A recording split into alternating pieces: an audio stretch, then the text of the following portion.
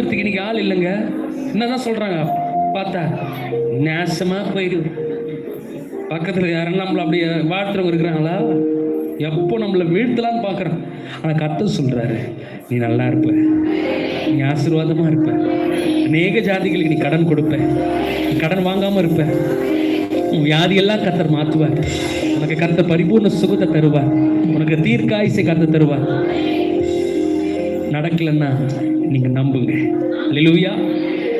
சரி, எப்படி என்னுடைய வாழ்க்கையில இந்த விசுவாசத்தை அன்றாட வாழ்க்கையில எப்படி நான் பிராக்டிஸ் பண்றது, எப்படி என்னுடைய டே டு டே லைஃப்ல இதை அப்ளை பண்றது, எல்லாத்தையும் ஆவியானவர் எழுதி வச்சிருக்கிறார். 2 கொரிந்தியர் 2 Corinthians chapter 4 verse 13, 4ஆம் அதிகாரம் 13வது வசனம்.